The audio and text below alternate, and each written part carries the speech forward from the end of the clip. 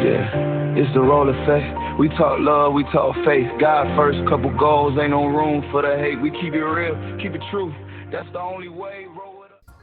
Welcome, my people, to another episode of the Role Effect podcast. My name is Milton, as you know, and I'm Felicia. Welcome, y'all. Welcome, and welcome back to all the ones who are our faithful and loyal ones that just keep watching and supporting. Thank you so much, and welcome to first timers, right? First timers. We may have some first timers, so welcome. We are the Role Effect podcast. We also have Just Us on Sundays, where we just having fun, showing you North Carolina dates and all the things. So check us out on Wednesday at 7 p.m. for the Role Effect podcast, and Sundays at 3 p.m. with Just Us, Milton and Felicia. Yeah, just us, but we take y'all with us. Yes. Yeah. We're right now also in the middle of our 90-day fitness challenge. So gonna look at some more videos. You'll see our inspirational videos about working out and just trying to get moving, being healthier in 2026. So go check that out as well, right? Game on. Before something. Yes. Yeah. Before we do anything, don't forget to like, comment, share, and subscribe to our channel. Give us a thumbs up if you love our videos, so YouTube can keep pushing them out if you don't mind. Push. So today, you guys, we're going to talk about one of our loves that we are watching now, which is an inspirational movie, I would say, right? Well, definitely. A biblical story, The House of David. And I'm sure you guys, if you don't know, King David was the second king after King Saul. So we're watching that, and we thought it would be a good idea just to talk about this a little bit. We will have a part 1 and part 2, so we will cut this video at some point and bring you back next Wednesday for part 2 and conclusion of our opinion, our feelings, our thoughts on the movie, the series actually, The House of David, which we watch on Amazon Prime, but it may be on other platforms as well, like YouTube or Netflix. I'm not really sure, but we watch it on Amazon Prime, right? Absolutely. So we're just going to get right into it so we can go ahead and talk about The House of David, which is just kind of phenomenal, wouldn't you say? Yeah, that's one of my top 5 characters in the Bible. And look, my husband, when I'm not downstairs watching it with him, I can still hear it because he has his surround sound on, and it's just it's blazing, and I'm like, are you watching the movie or am I watching it, or you want me to hear it too? I don't know, but I know hear it too. I know he is into it at that time. So it's a very good watch, and I encourage you to watch The House of David. It's like the Bible, but it's giving you that live version, that just with all the theatrics and everything, and it just brings the word to you like in a different form where you can really understand it, I feel like, right? To me, yeah, it brings the Bible to you like it's live. It's live. The living word comes out, but it's just taking you on a journey, than reading word for word, yeah. which is good, but this really brings it like, wow, you see and hear some things for sure that you hadn't. Yeah, so David, as I said, was the second king of Israel.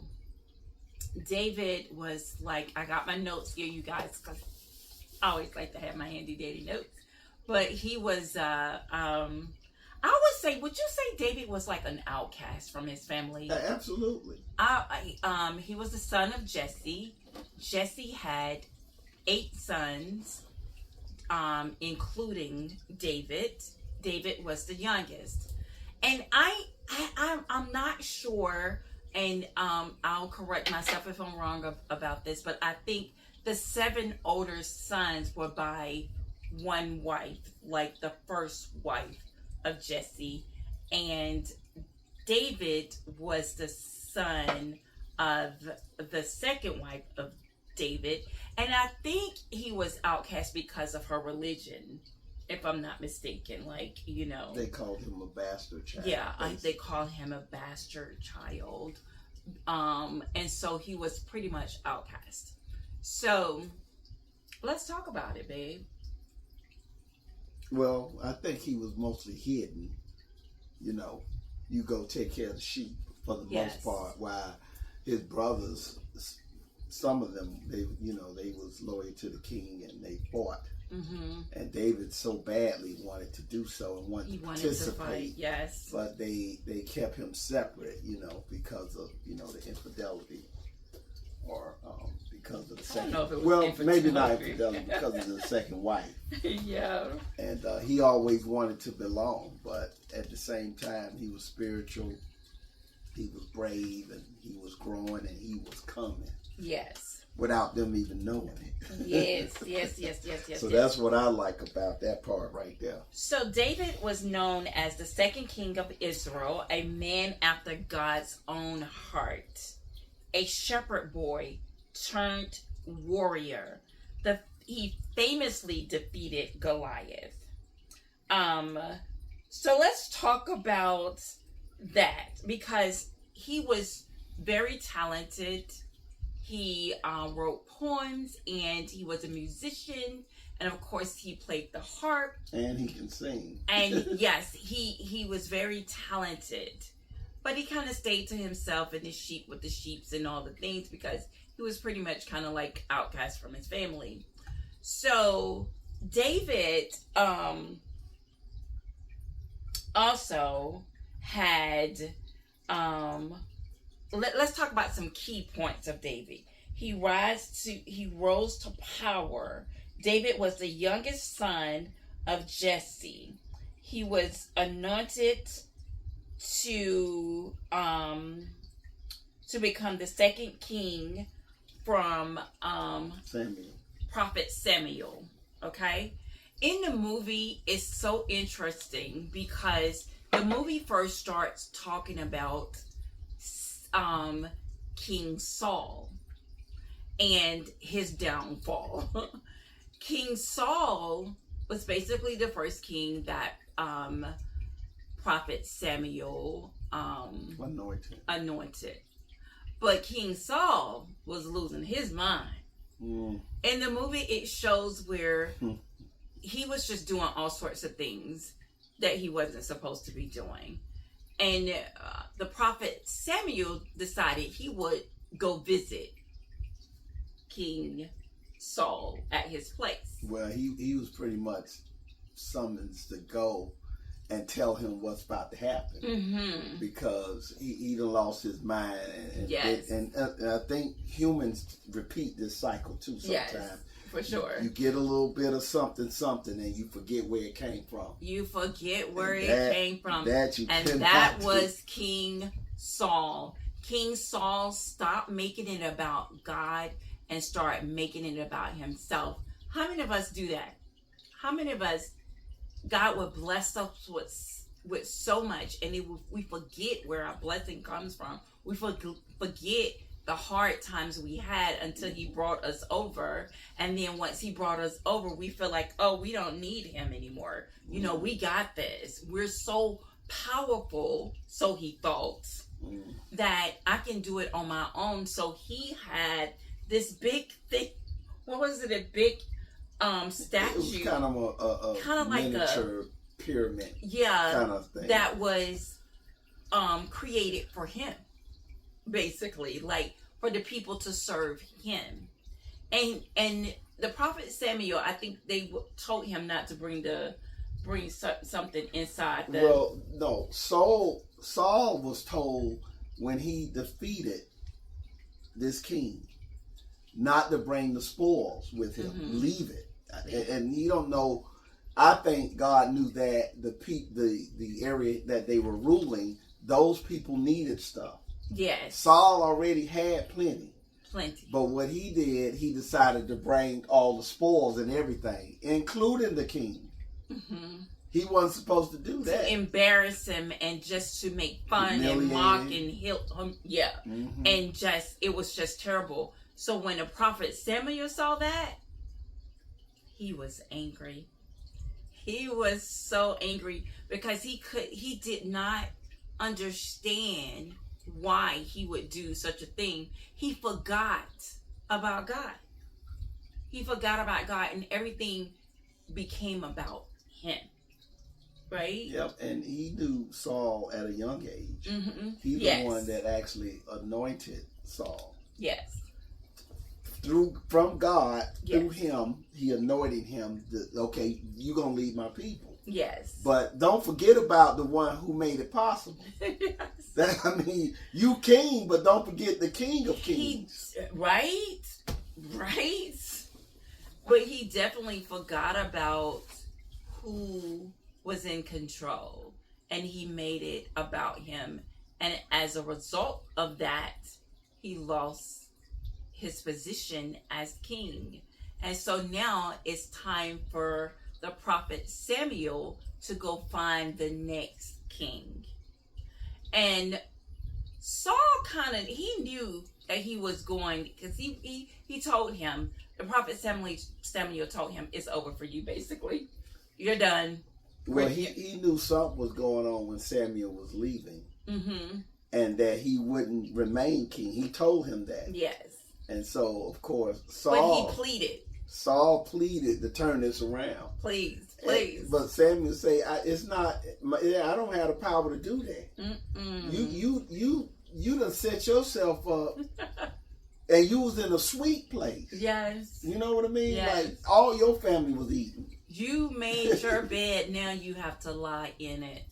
That's basically what that is. I mean, how could you turn that around? Like, I'm now taking my hands off of you because I gave you this position. I gave you this power, this anointing, and you abused it. Mm.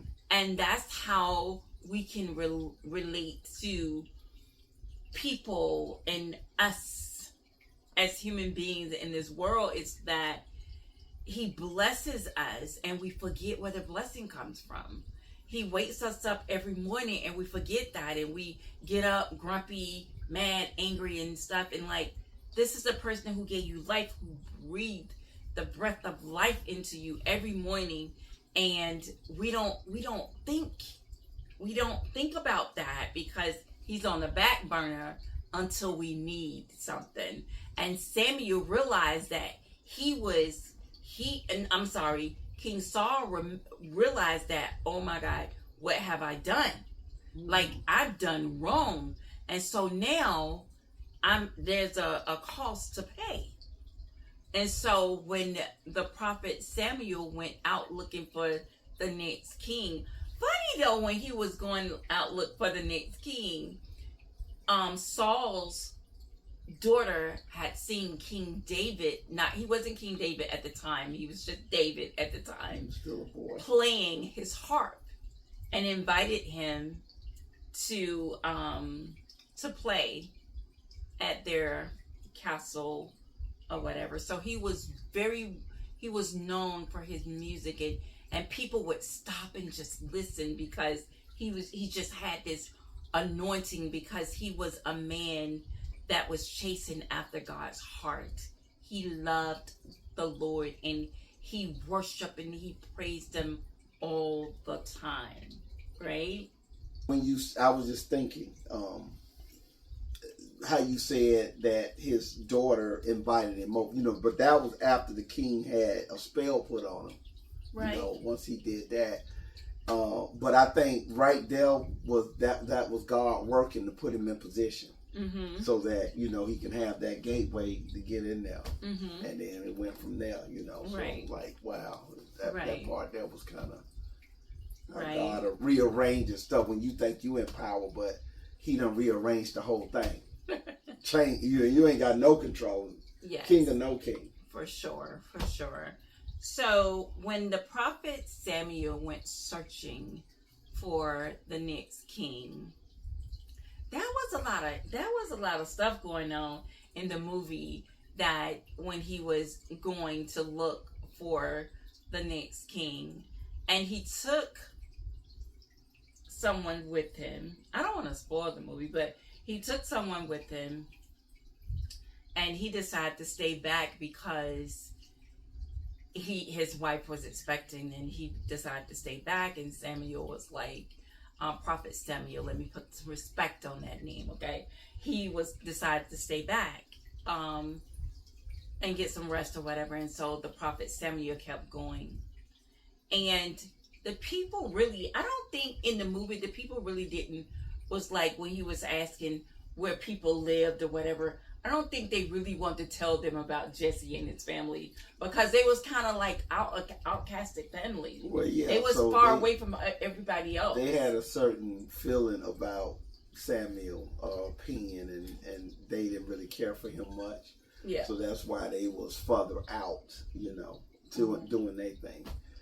Ask him about his sons, and that was remarkable, that he would just check him. No, you kind of quiet. No, you too strong. No, you this. No, you that. He wasn't feeling, when he put his hands on him, he wasn't feeling the power.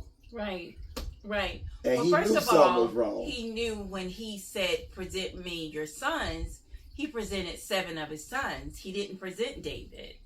And in the movie, he's wondering, why did you not bring all your sons? I said, bring all your sons. But because of who David was, they didn't want David to be present when the prophet Samuel was there. So it's amazing, because that kind of teaches us that God is not after your statue, your appearance, or how you look, or what you do. God is only concerned with your heart. And David, as I said before, was a man after God's heart. And so when the prophet Samuel saw David, he knew that was the next king. And what is so amazing to me, you guys, is that he would take the unlikely, the one no one would think that he would take and make him king. What does that tell you about God? That he can take you from wherever you are and make the impossible possible. That to me is just remarkable. I love that. That's a testimony, and that means wherever you at and wherever your status is, you can still rise above where you at. Yes. You know, so don't never give up. Yes. You know, you keep praying and you keep moving, and that's what David did, basically. Well, David was courageous. He was brave. He was loyal. He was just different. And God saw him and heard him. He heard his cry when his mother was killed. He heard, he was listening when nobody else was. That's what I love. Because even when you're at your lowest and you think no one is listening, he's always listening. He's always listening to your prayers. He hears your prayers. He hears your thoughts. He hears everything. He knows who really loves him and who just have a lot of lip service going on. Yes. who got a lot of lip service going on. He knows that, because he knows the heart of a man. And it's so good that God knows the heart, because guess what? It doesn't matter what anybody think of you. God knows your heart. So you can look like the worst person ever to people, but God knows your heart. So we have to be careful when we judge people, because we don't know the heart of people. People can look a certain way. You don't know who they are. And it's not good to mess with God's anointing, because they didn't even look at David as being somebody. They look at him, oh, you just a sheep herder. He's nothing. He's not going to do nothing but herd sheep all his life. And he took that and made him the king. I just think that that's just so remarkable. It was just so awesome. He made the last verse. He made the last verse. Absolutely. So that was the first part of him going to find the king, and so he found the king. So let's talk about some of the key aspects. The rise to power. David was the youngest son of Jesse of Bethlehem. He was anointed by the prophet Samuel to succeed King Saul. He gained fame for his bravery as a warrior and musician, playing his harp. He defeated Goliath. David was armed with only a sling and a stone, and he killed the giant. This is the thing. Everybody thought he was crazy. Like, you gonna go against Goliath with what? And they was laughing at him, and his brothers started getting serious. Like, no, you're not gonna do this. What you with a sling? Now let me tell you something. In the movie, it shows you that he was serious with that sling and the rocks, like the sling and the stone. This is something this is something he practiced all the time. How many of you know that when you practice your gift will work for you? Period. When you have a gift, it will work for you. And so he practiced this all the time. So while they in the house trying to be presentable or trying to be a little uppity, I would say they thought they was a little bit better than David. But David was out there in the field getting his skills on. He was getting his skills on, and he was doing, and he would sit in the fields by himself, and he would just talk with God, play his harp. And his dad would ask the question. You remember in the movie, he was asking the question like, "Why are you always playing this? Why are you always playing this harp?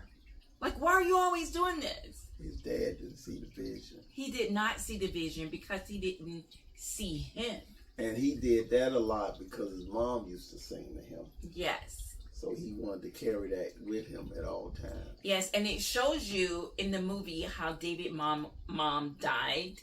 I'm not going to give that away, but it shows you. I know it's in the Bible, babe, but I'm just talking about if you're doing the movie, that you can just see visually what happens. And of course, it's your mom, so you know, dad sometimes wants you to just shake it off and move on. And that was one of the things. He could not shake that off and just move on. It's his mom, and she was the one who spoke life into him and spoke good things and told him he was going to be great. So this is what parents do, or especially moms, like speaking life into their children, and because she knew that they made a difference in him, but she was the one who spoke life, and that person was now gone. And she was having visions, so she would try to let him know what's to come. Yes. To a child. Yes.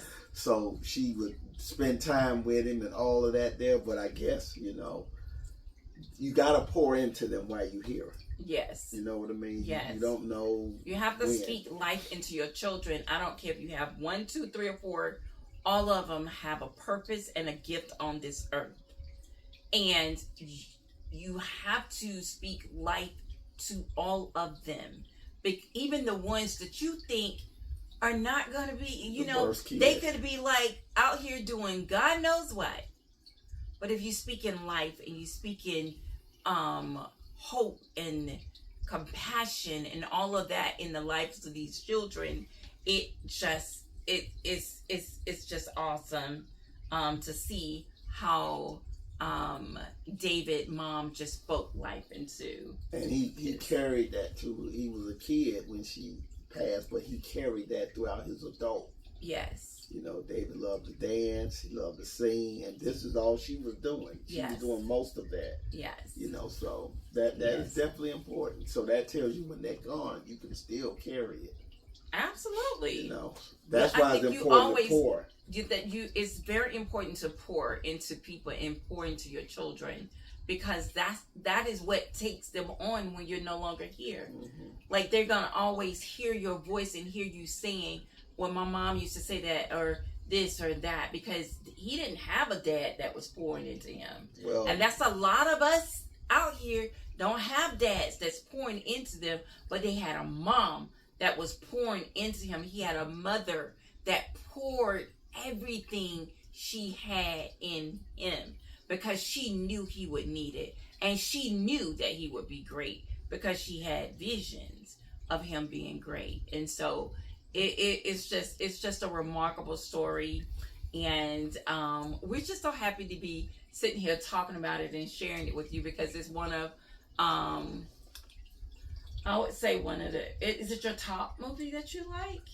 No, it ain't my top movie, but it is one of it. It's my top. He's one of my top characters in the Bible, outside of Jesus first. But it's a few of them, you know, that David is probably 2 or 3, definitely. Yeah. And I just like the story of how he was one of the kings in the Bible, not a character. Is the character in the movie, but he is not a character. Right, no. But, right. Well, yeah. But, David himself in the Bible. Absolutely. What he displayed. Absolutely. So again, you can find this on Amazon Prime. And look on other platforms. Just type in The House of David. And you're probably, more than likely, maybe it'll be like maybe clips or something on YouTube or something like that you can see. I think it first came on Hulu, I believe, when we first tried to watch it a year or two but ago. it should be on different platforms, so you can check that out. But we're going to end it right here, because if we don't, we're going to make this very long. And we're going to give you a part 2 next week. So you got to come back next week to see the part 2 of The House of David. So, once again, what we want you to do? Subscribe, like, share, and comment. Like and comment. And make sure you give us a big thumbs up. Ching, ching. If you love this video. And, yeah. We will see you on Sunday with just us, Milton and Felicia. And then we'll be back next Wednesday with the part 2 of The House of David.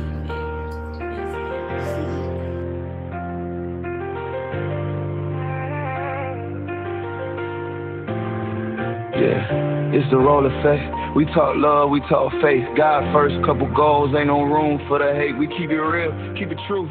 That's the only way.